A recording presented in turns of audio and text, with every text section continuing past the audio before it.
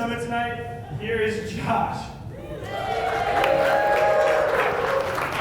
Hopefully, okay, that one is working. I think it was that they were on the same time. Sorry.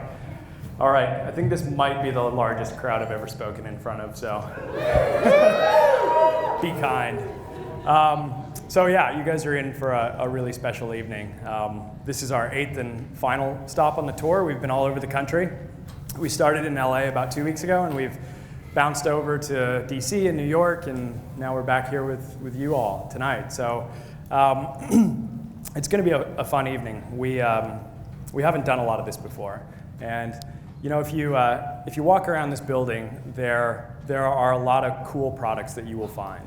But the stories behind these products and the companies and the brands behind them are often the most inspiring parts. And you know, these are stories and whatnot from that have come from people being in the outdoors and chasing their passions, doing what they're passionate about, and the adventures that followed on from there. And I'd wager that if you were to walk around this building, you would probably find more inspiring stories than you would in any other single store on the planet. And we're really excited to share ours with you tonight. So what can I tell you about the evening? We're going to show you a lot of footage that has been compiled over Tim's journey in 1990 that has never been seen before. We're going to have about an hour-long presentation. After that, we'll open it up to some questions from you guys. And then we'll give away some gear. So don't leave earlier. You're going to miss the opportunity to win a bunch of great gear. But as you probably read tonight, as I said, we're going to share a bunch of footage with you that hasn't been shown before, and we're going to kick that off tonight if somebody can hit the lights and show you this little video here to get us started. And for those of you in the room who are maybe say under 30, just bear in mind that this came before the days of Red Bull and GoPro and 4K, right?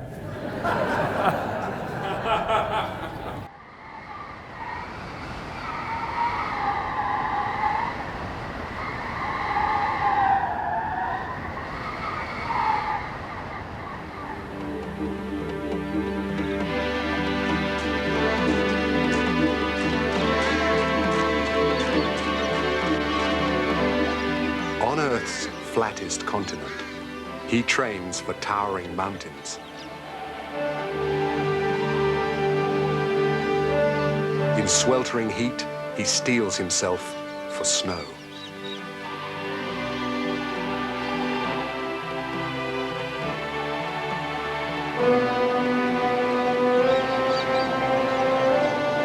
From this unlikely place, this gold mining region of Australia's west, comes this unlikely giant of the mountain world.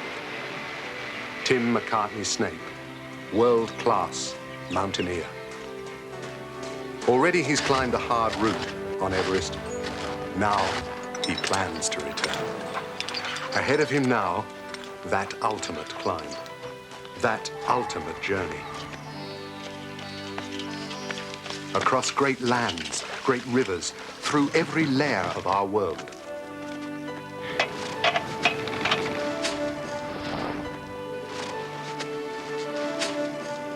His quest to be the first to fully climb Mount Everest.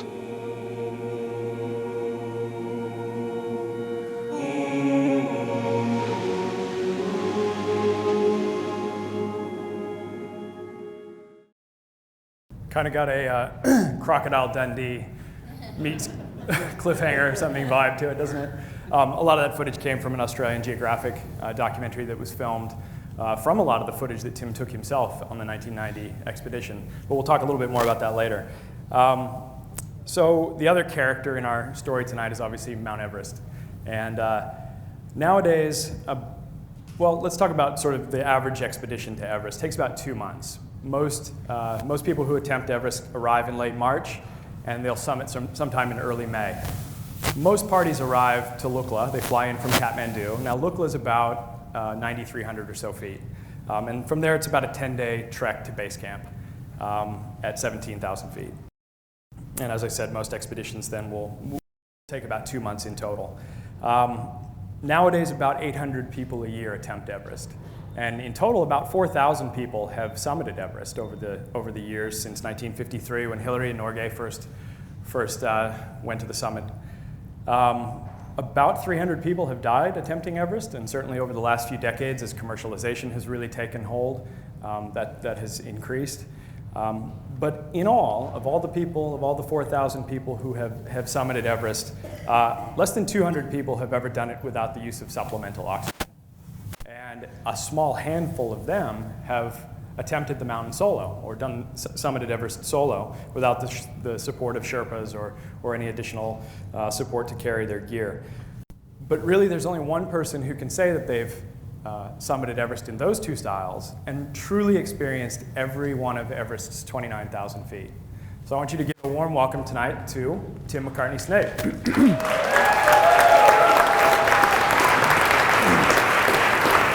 Thank you.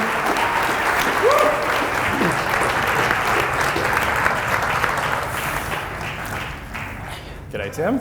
G'day, Josh. Welcome to Seattle. Thanks. G'day, everyone.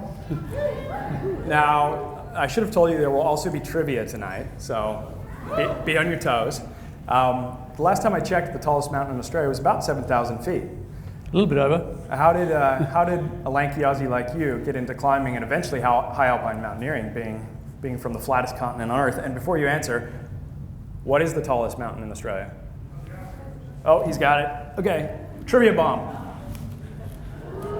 Good Nice. throw. All right, take it away.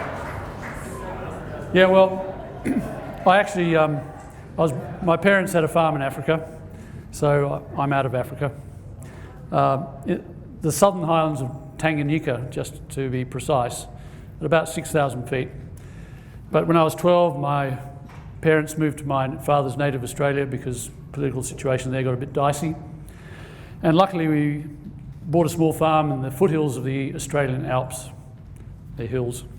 And again, luckily, I went to a school that when we were 15, the school had a bush campus, and there, I got my initiation in the mountains. We'd go bushwalking every weekend and cross-country skiing in winter. Then when I got to go to college, I chose a university that was closer to the mountains in Canberra, joined the mountaineering club, continued my skiing, started rock climbing, but there's no alpine climbing in Australia.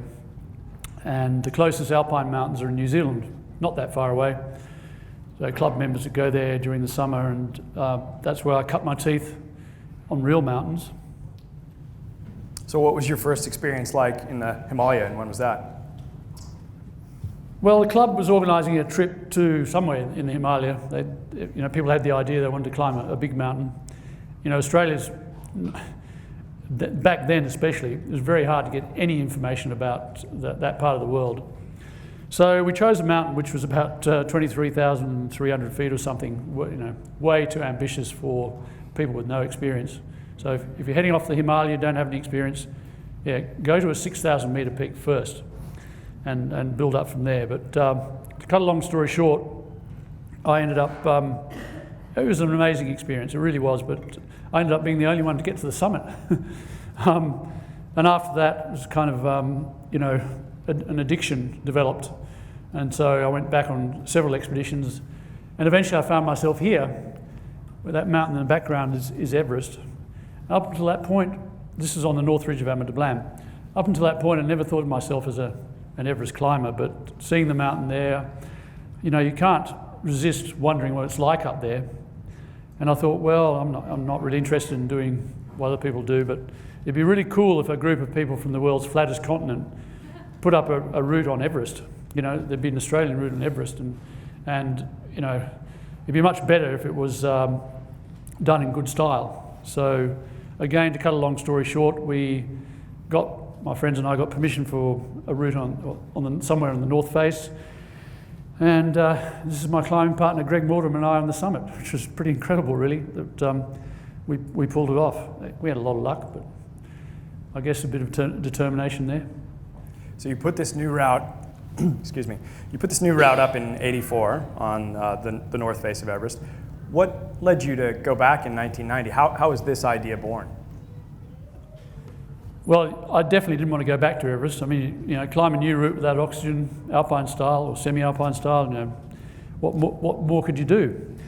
Well, a bit later, you see, we'd funded this trip by making a film, and we filmed ourselves on the mountain. And anyway, the guy who was organising the filmmaking and filming below was a guy called Mike Dillon, who'd done a bit of work with Ed Hillary, and a great filmmaker. After the expedition, we were in a pub, as you do, and Mike said to me, "Oh, look, mate, you did a pretty good climb, but, you know, you didn't climb it properly." And I said, "Well, what do you mean? How much more properly do you want me to do it?" He said, "Well, you know, the mountain's measured from sea level, and so to climb it properly, you really would have to climb it from sea level." So I said, "Oh, yeah, you know, buy me another drink, will you?" And I got a little behind on the slides there, but that's not the pub, but that's the best picture of an Aussie pub I could find. Anyway. It is a legit pub, though. So that was it, until I started thinking about it and thought, well, actually, yeah, it's got there's an authenticity to the idea. You know, modern travel's great, but the problem with it, of course, is it diminishes sort of the expeditionary experience. You know, the approach marches to mountains gets shorter and shorter, and Mike's idea was to extend that. And yeah, I thought, yeah, that'd be a good story. It'd be quite fun walking across India, maybe. So I thought, yeah, I might do it. There was also something else I wanted to do on a big mountain, another sort of ambition I had, because I'd always wondered what it'd be like on your own on a really big mountain. Obviously, it's going to be a different experience. So I thought, well, why not combine Mike's idea with this Cedar Summit thing? Turns out, probably not the right mountain, but anyway. All right, so you've set your sights to climb Everest from sea level, and you've arrived in India now. It's February of 1990, and you knew where you wanted to end, obviously. How did you determine where you would begin and the route in between over the 600 to 700 miles that lay between you and the summit of Everest? Well, that was pretty easy. I mean, even without the modern amenities of Google Earth and so on, I simply imagined a snowflake falling on the summit of Everest, and no matter which way the water from that snowflake goes, down which side of the mountain, it all ends up in the Ganges River, because the Ganges drains the whole of Everest, and it all ends up in the Gangetic Delta, south of Calcutta. There's a place down there called Gangasagar, which is holy to Hindus, so I thought that's a nice symbolic place to start. And then it was simply a matter of working out sort of minor roads, not major roads, but minor ones, so they're a bit less busy, that went northwards to the point on the border with Nepal that I was allowed to cross, and then through the foothills. But even though I planned to be on the mountain alone, it was going to be pretty boring walking across India on my own. And we were also making a film. That's the way we funded the trip. So Mike Dillon came along as the filmmaker, and we had a bit of an entourage. I invited my sister Pip along as a sound recorder. She had nothing better to do at the time.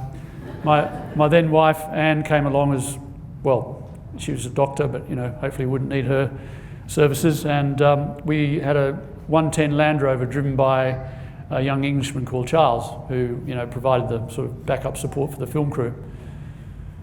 And we camped most of the way. And what was the appeal about camping? I mean, what were you were obviously trying to stay off the main roads, but yeah, anything else? There's basically nowhere else to stay. I mean, we could have stayed with local people, but I think even then it would have been difficult. And also when you're walking, you're going maybe 15, 20 miles a day. You can't just sort of walk another 10 miles to a hotel. When you get to the end of the day, and you need to stop, where it gets dark. So camping ended up being a good option. Well, let's take, if somebody can grab the lights, let's take a look at this first part of the journey here. Well, this is the real foot of Everest. Seems like the logical place to start. 29,108 feet to climb. A gradual climb through India, then the upper slopes. The longest, highest climb that's ever been attempted. First, there's 400 miles of India to get through.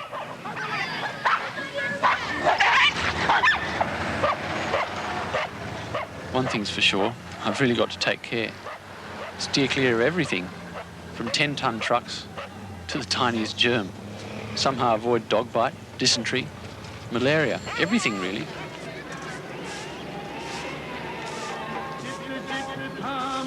It's hard to believe that this road leads to snow and ice.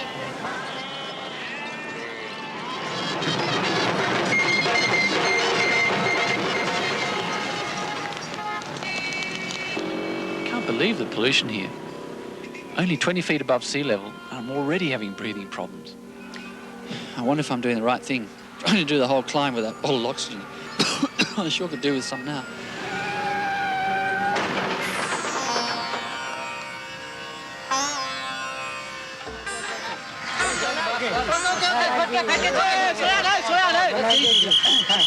I'll show you one thing. Yes, very good. No. One day. You will come. No. Let me on my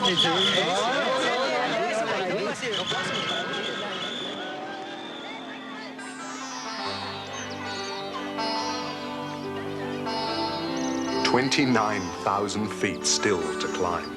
400 miles to go.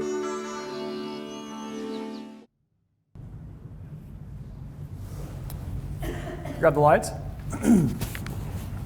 Looks like the walk through India in itself was probably the adventure of a lifetime.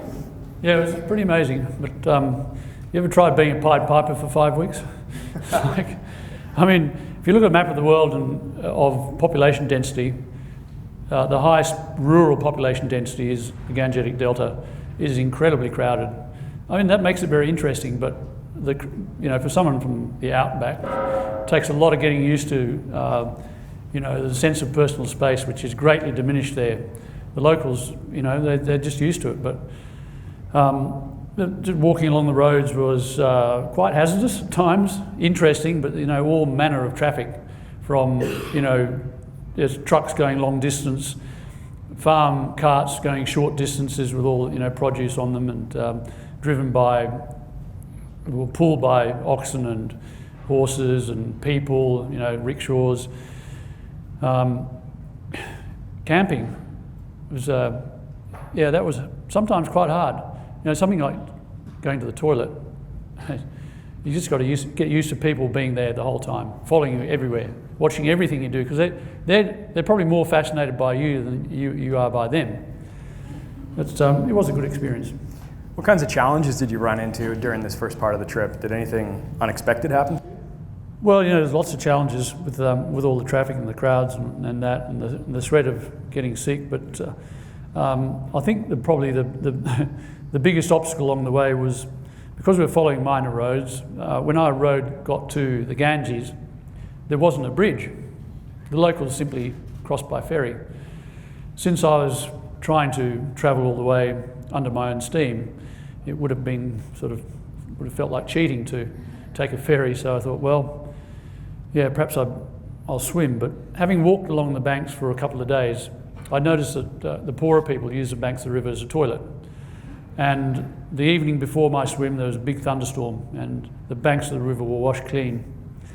So I was sort of, I was kind of in two minds. But then I thought, well, I've just seen a whole heap of dolphins in the river, and they must eat fish, so there must be fish there, so the water can't be all that bad. Besides, millions of Hindus who revere the river bathe in it every day, and that doesn't kill them. So I did the swim and just vowed to keep my head out of the water, but that proved to be short-lived because it's very wide. It's about nearly 2 miles wide.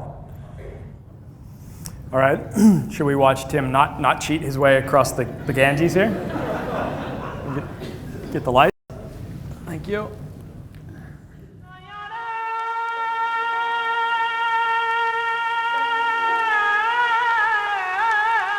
There's many a river longer, many a river wider, but nowhere a river so loved that means so much to so many. Bit of a problem. A mile-wide river and no bridge. Plenty of boats, but I wouldn't feel right using a boat. Oh well, there's only one thing for it.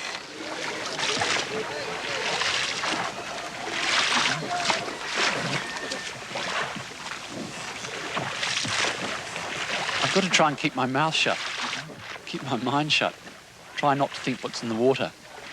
It's hard work keeping your mouth shut, even harder keeping your mind shut.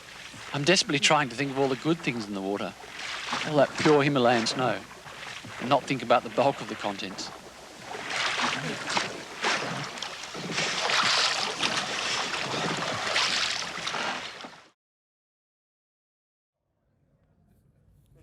So did you get sick? No, I didn't get sick from the water. I nearly got hypothermic though. It was actually quite cold. I'd forgotten my wetsuit. What about other health challenges? Did you encounter anything else along the way? Yeah, I did pick up a bad sort of respiratory infection because of all the diesel fumes and dust. And the worst thing though were my feet. You know, when you walk along flat ground for more than, well, it was after about 10 days, the soles of my feet started to get a bit sore. You know, I wore better socks, it didn't make any difference. And eventually I started getting blisters on the soles of my feet. And then they got blisters under those blisters. And by the time I'd sort of walked for a month, I had completely blistered feet, which are quite painful. Luckily I managed to avoid any infection because I just left them alone. So it's been what now, 400 miles, about 4 weeks? Yeah, I think almost 500 miles in 4 weeks, yeah. So you reached the border of Nepal now finally, and you were quite unpleasantly surprised that border crossing was closed.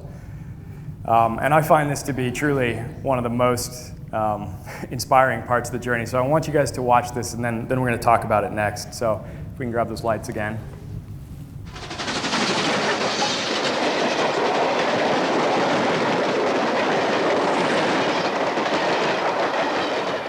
Just 100 miles to go. And the gateway to Everest, the Kingdom of Nepal, is now just moments away.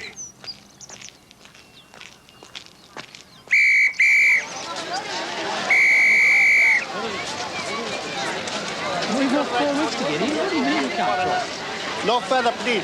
Go back. You cannot come through here. I'm at the Indian border, Jogbani, place we were told the border was open, but we get here and find out that it's open to everyone else but foreigners, so I can't go through. Nepal's just over there, stone's throw away. But in order to get just over there, I've got to make a 300-kilometre diversion to another border post where foreigners are allowed through. It's incredibly frustrating, but nothing we can do about it, and I've got to run because we're running out of time. I can't believe it. A 200-mile detour. It'll take at least 5 days to get around to where it would have been tonight. 5 days. If I run all the way. Do a marathon in half a day, that is. I'm racing against time, really. The sooner I get to base camp, the more time I'll have for the upper part of the climb, before the monsoon snowstorms make climbing impossible. This is the hardest 500 feet I've ever climbed. 10 more miles today, 40 more tomorrow, 40 the next. It's best not to think about it, really.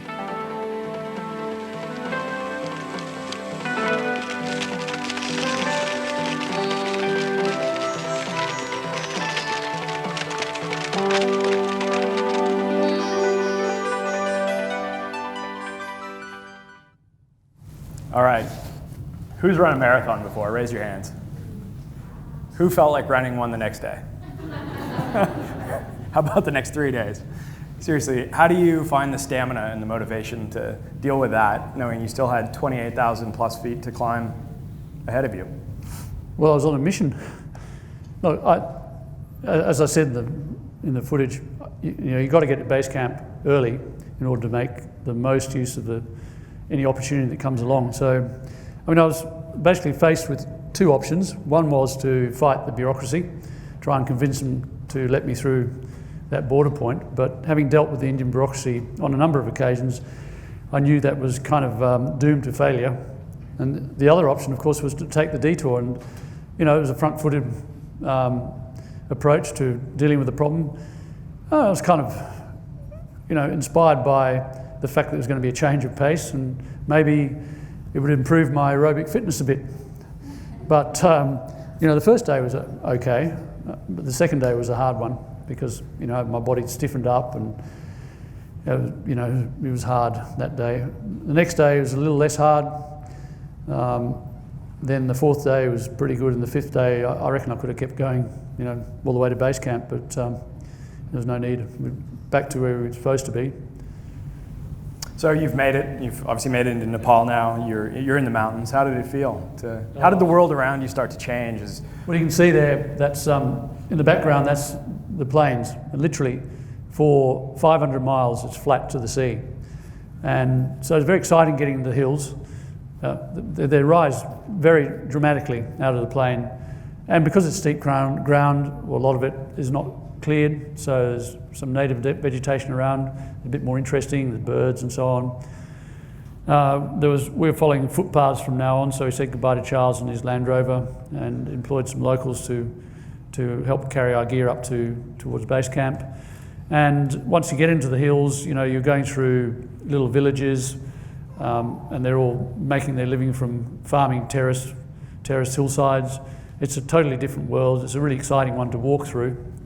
You know, it's one of the world's greatest walking experiences. So, you know, if you've never been there, go trekking in the Himalaya. And the people are probably the reason that people like myself keep going back there again and again. It's incredible to spend time with them. So it was, you know, it was a pleasant change of pace. And it was getting cooler too, which was really nice because it's quite hot during the day down the plains. All right, let's take a look at some of this early footage from Nepal then, as you made it into the mountains.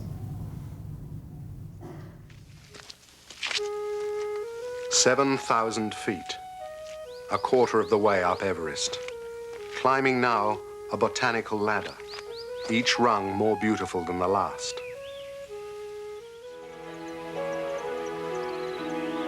"10,000 feet.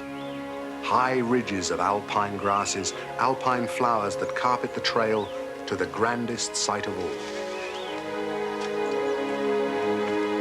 Wow, the mountains!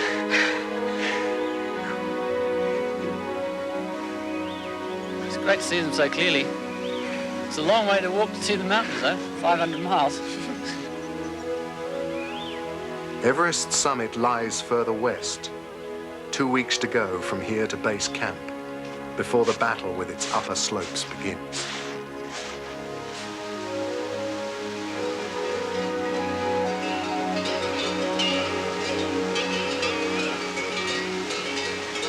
Namshi Bazaar, largest of the Sherpa villages, 11,500 feet above the sea.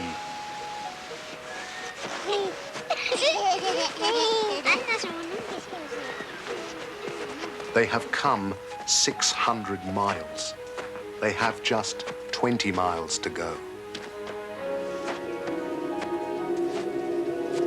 Well, there's the summit, at last. What did it feel to finally see the summit after 6 weeks of walking?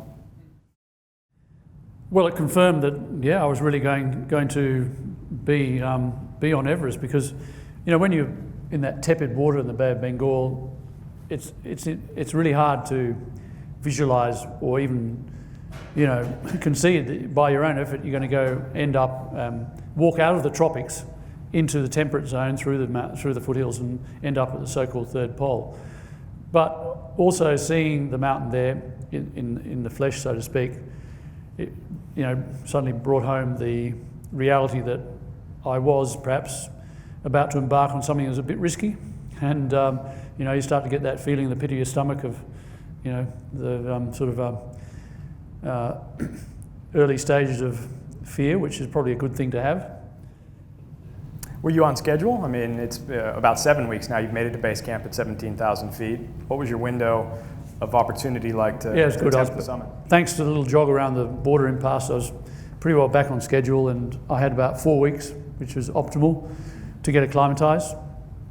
And then I had, well, the best part of May, as far as I could work out, to wait for a good window of weather to go for the summit.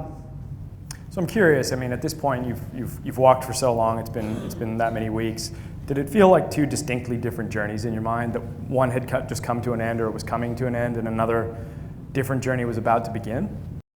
No, really, it was all a continuum. But sure, this next phase of the journey had a slight change of character because up to that point I've been ambling along, not having to worry about where my next footstep was, but from now on I had to worry about every footstep lest it be my last. And there was also the altitude, of course. When you first get to a place like base camp, you really do feel like you can't go any further. I've been up there before, quite a few times, above that altitude, but you never remember just how hard it is. And I remember thinking, God, how can I do this? And the cold too is intense, and both of those things just get worse. So you've got to, really sort of batten down the hatches in terms of determination and, really focus now. Well, as you said, we had a lot of really great footage, over 2 hours of footage to edit down into something that we could share with you guys this evening. This is one of the longer clips. I'll say something funny actually. There were people would ask me where I come from, and so rather than say Australia, I say the sea. But when I was a climber, I actually had a plan A, which was to do a traverse of the mountain. I wanted to go up the West Ridge to the summit and back down the normal route.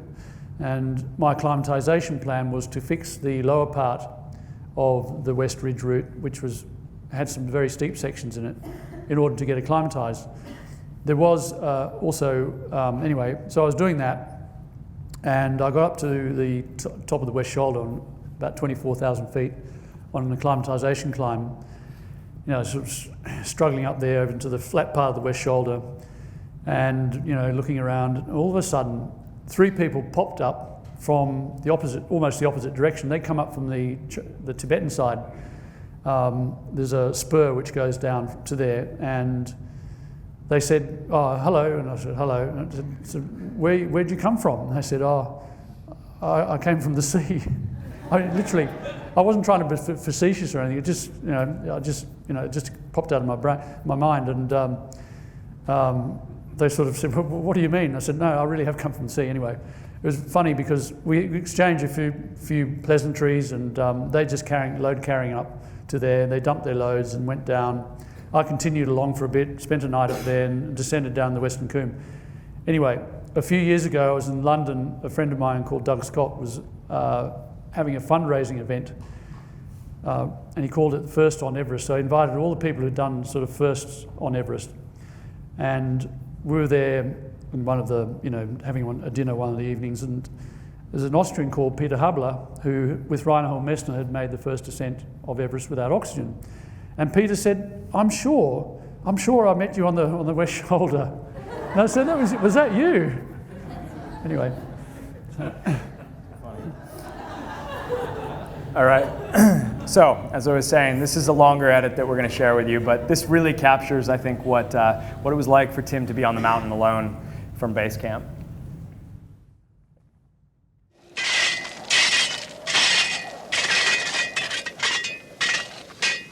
Here on the Khumbu Glacier, on a chaos of rock atop 1,500 feet of ice, Everest Base Camp, 18,000 feet above the sea. 11,000 feet still to climb, more than a third of the mountain.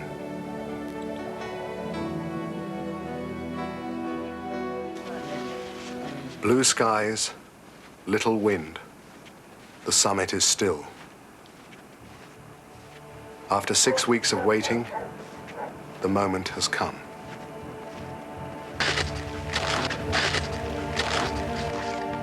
Every climbing season, dozens of ladders are put in by expeditions to make it at least possible to get through the icefall. This is where most people die.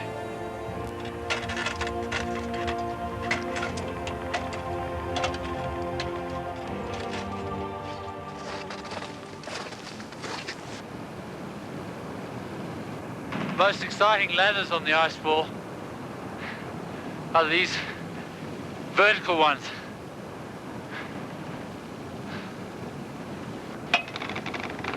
Oh, this one's a bit loose. The glacier is moving all the time, Sometimes the ladders get a bit stretched out. This one is particularly loose. See how it's moving around? Not very stable. From Camp 1, which is at about 20,000 feet, the route basically goes up the Khumbu Glacier, up what is known as the Western Coombe. It takes between 3 and 4 hours to get there. Camp 2 is at about 22,000 feet, so it's about a 2,000 foot climb. I only hope it's not snowing very heavily up high, because every inch of snow makes the going more difficult on the ground. The next leg, from here at 22,000 feet to the col at 26,000, is going to be really hard. During the day it's hot, you dehydrate, you need more water than you can carry. So I'm going to do it at night. It's 9 p.m. and I have 4,000 feet to climb tonight to the South Col. It's a cold night, so the snow might be hard, but the cold itself, it's like an iron band around my throat. It's pretty uncomfortable. I'm just at the top of the Geneva Spur. I'm about to walk along the flat, hopefully, to the South Col. Feeling very lethargic up here. It's really very difficult to do anything. And I've been trying ever since yesterday to get some food into me. I've had something to eat and I feel a bit stronger now. So this evening around 9 p.m. I'm going to try and set off for the summit. The summit is 3,000 feet and 3 kilometers from here. So it's quite a long way. 3 months from the sea, 5 miles above it now. Here, amid the scattered bones of expeditions past, he'll rest, gather strength for the last 3,000 feet.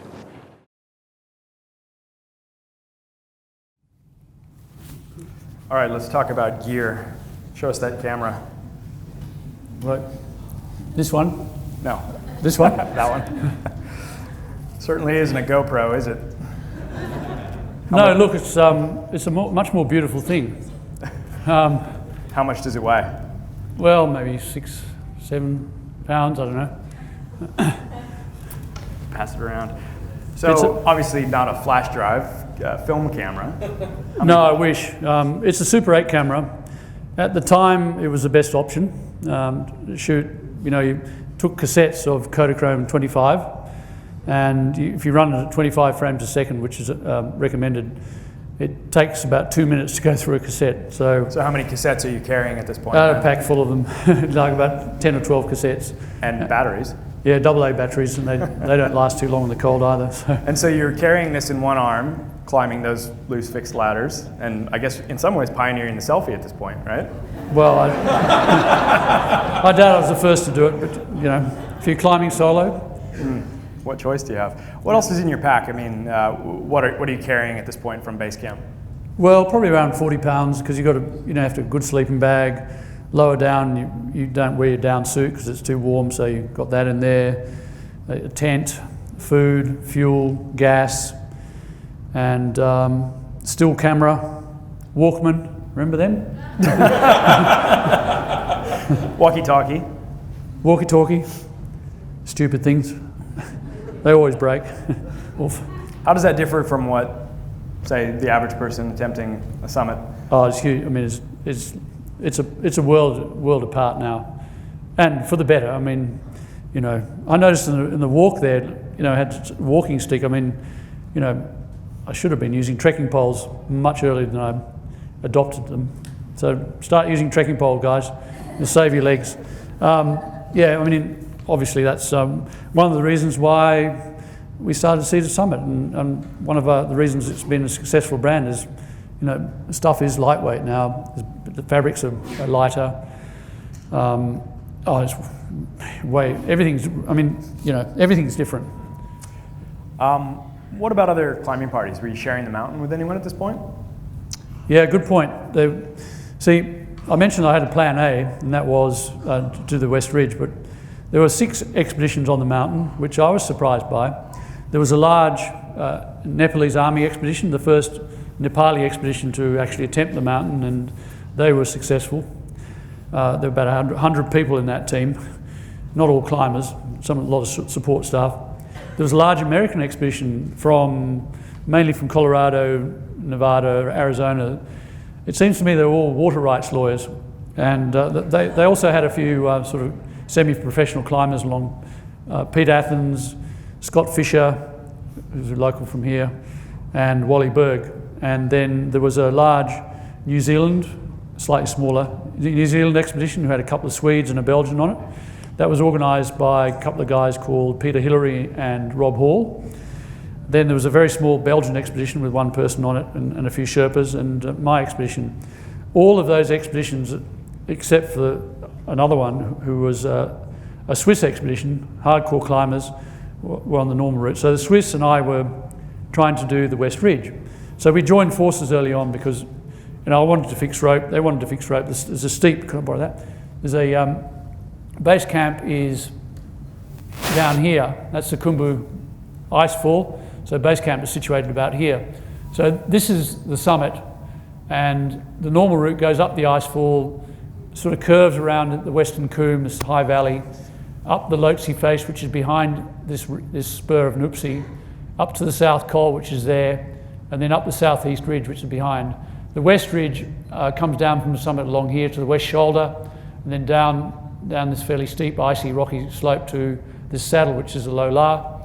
Getting to the low la is a bit problematic because you can't just go straight up here because of these seracs, so you've got to climb up these cliffs here to about that point and then descend. So my plan was to get acclimatised by fixing here and then fixing this steep ground in here. The Swiss were doing the same thing, so we joined forces. And in the end, it snowed after my acclimatisation climb, and I got a bit worried about the West Ridge. I thought, nah, alone it's just going to be too dangerous. So I reluctantly changed my, I had to pay four grand to get permission to go the normal route, which I did, and so I joined the other people, all the other teams. The army had sort of finished, the Americans had half finished, and the New Zealanders were in the process of actually climbing. So it was not as crowded as it could have been. Obviously, the first time you were on Everest, you were with a climbing party or partner. And even though there were others on the mountain here, you left your friends at base camp and you were really on your own. What's it like in that environment on your own? Yeah, it was a very interesting experience. And in some ways, well, obviously lonely, but I got really annoyed with myself because I could not shut the dialogue up that was going on in my brain. I mean, normally, we have a dialogue going on in our brain. We talk to ourselves, don't we? But at high altitude, it's just like it was on, it was like I'd had 5 or 6 coffees. It was just going, but there's 2 voices going on, of course, in your head. One is telling you to turn back because it's just a futile exercise. I mean, what's the point of climbing a mountain? There's nothing at the top. It's just it's just vanity, and which is futile in the end. So, this got this voice telling you, and especially when the going gets tough, like going up the Lhotse face at 3 a.m. in the morning when it's just this really hard slog on a slope that's not steep enough to make it interesting, but steep enough to make it deadly, and it's really cold. And you really do want to turn back. This voice is getting a lot of power over you. But the other voice is going, no, it's really incredible up here. It's so beautiful. And it's just going to be more amazing when you get higher. And, you've been inspired to do this. And it's just push through this a little bit. It's going to, the sunrise is going to be amazing. And so, there's this balancing. And that other side of you, that other voice, would be totally quashed, I think, if I hadn't spent 2 years, in this case, planning the expedition, and in my idle moments of those 2 years, letting my imagination go to Everest and think about what I was planning to do in a positive way, thinking about going strongly and the incredible situation I was going to get in, and also thinking about all the things which might happen, all the different scenarios played through my mind. And if you do that, and you sort of make it a kind of habit, get into a habit of doing it, when you come to do the real thing, it's almost as if you're acting out something that you've done before. And so it's much more probable that you'll overcome those negative, voices that are wanting you to turn back. And it's the same with any hard project in life. If you don't invest put that sort of mental imagination in the bank, then you're sort of really probably doomed to failure. Well, it certainly has been a long journey. It's been now 4 months since you had that swim and set off for the summit, and 700 some odd miles of walking, running, and swimming. You guys ready to watch the final? He never stops filming. You ready to watch the final push for the summit here? All right.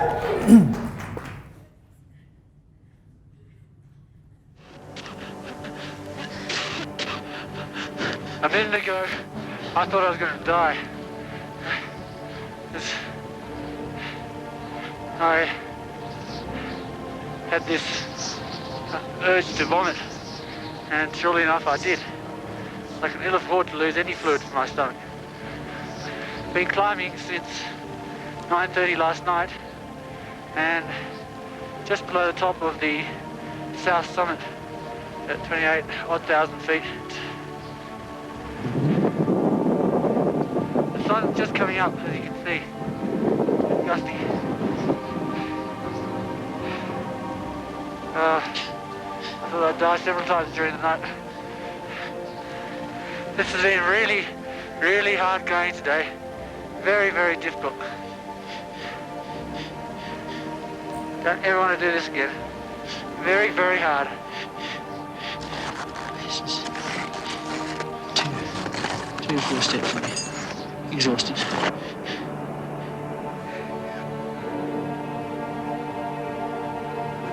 I'm on the summit ridge. That's the Hillary step behind me, and beyond that the summit. I don't feel too bad. A little bit nauseous, but apart from that, I feel pretty good. Yippee!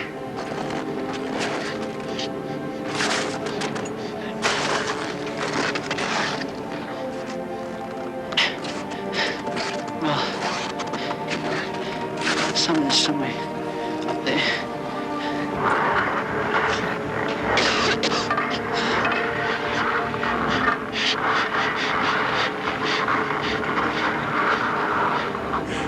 I'm nearly at the summit. Just a few more steps. Not far now. One more step. Well, I'm on top. I've made it.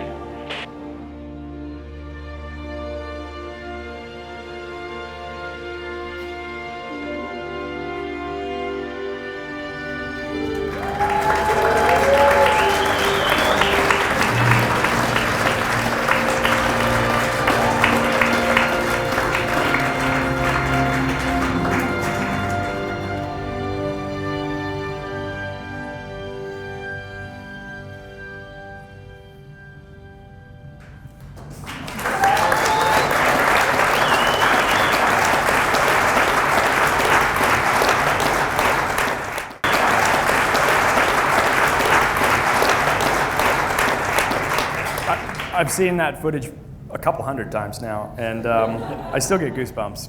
How did it feel? Well,